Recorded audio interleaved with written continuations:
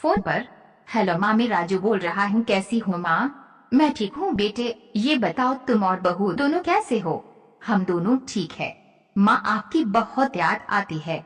अच्छा सुनो माँ, मैं अगले महीने इंडिया आ रहा हूँ तुम्हें लेने। क्या? हाँ माँ, अब हम सब साथ ही रहेंगे। नीतू कह रही थी माजी को अमेरिका ले आओ, वहाँ अकेली बहुत परेशान हो रही होंगी। हेलो, सुन रही हो माँ? हाँ हाँ बेटे। बूढ़ी आंखों से खुशी की अश्रुधारा बह निकली। बेटे और बहू का प्यार नस नस में दौड़ने लगा। जीवन के 70 साल गुजार चुकी सावित्री ने जल्दी से अपने पल्लू से आंसू पोंछे और बेटे से बात करने लगी। पूरे 2 साल बाद बेटा घर आ रहा था। बूढ़ी सावित्री ने मोहल्ले भर में दौड़ दौड़ कर ये खबर सबको सुना दी। सभी खुश थे कि चलो बूढ़ापा चैन से बेटे और बहू के साथ गुजर जाएगा। राजू अकेला आया था।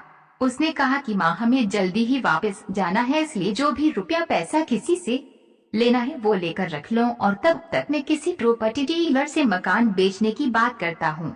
अब ये मकान बेचना पड़ेगा, वरना कौन इसकी देखभाल करेगा? हम सब तो अब अमेरिका में ही रहेंगे। बूढ़ी आंखों ने मकान के कोने कोने को ऐसे निहारा जैसे किसी अबोध बच्चे को सहला रही हो। आनंद फानन और औने पौने दाम में राजू ने मकान बेच दिया। सावित्री देवी ने वो जरूरी सामान समेटा जिससे उनको बहुत ज्यादा लगाव था। राजू टैक्सी मंगवा चुका था। एयरपोर्ट पहुंचकर राजू ने कहा, माँ तुम यहाँ बैठो, मैं अंदर जाकर सामान की जांच और बोर्डिंग और वीजा का काम निपटा लेता हूँ। ठीक है बेटे। सावित्री देवी वहीं पास की बेंच पर बैठ गई। काफी समय बीत चुका था। बाहर बैठी सावित्री देवी बार बार उस दरवाजे की तरफ देख रही थी जिसमें राजू गया था, लेकिन अभी तक बाहर नहीं आया। शायद अंदर बहुत भीड़ होगी सोचकर बूढ़ी आंखें फिर से टकटकी लगाए देखने लगती। अंधेरा हो चुका था। माँ जी, किससे मिलना है? एक कर्मचारी ने वृद्धा से पूछा। मेरा बेटा अंदर गया था टिकट लेने, वो मुझे अमेरिका लेकर जा रहा है। सावित्री देवी ने घबराकर कहा, लेकिन अंदर तो कोई पैसेंजर नहीं है। अमेरिका जाने वाली फ्लाइट तो दोपहर में ही चली गई। क्या नाम था आपके बेटे का? कर्मचारी ने सवाल किया। राजू। सावित्री के चेहरे पे चिंता की लकीरें उभर आई। कर्मचारी अंदर गया और कुछ देर बाद बाहर आकर बोला, माँ जी आपका बेटा राजू तो अमेरिका जाने वाली फ्लाइट से कब का जा चुका। क्या? वृद्धा की आंखों से आंसुओं का सैलाब फूट पड़ा।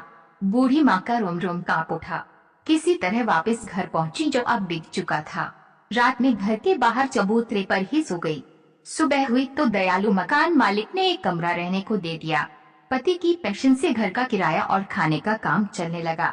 समय गुजरने लगा। एक दिन मकान मालिक ने वृद्धा से पूछा, माँ जी क्यों नहीं आप अपने किसी रिश्तेदार के यहाँ चली जाए? अब आपकी उम्र भी बहुत हो गई, अकेले कब तक रह पाएंगी?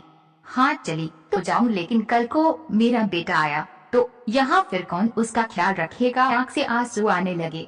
आपसे विनती है, माँ बाप का दिल कभी मत दुखाना।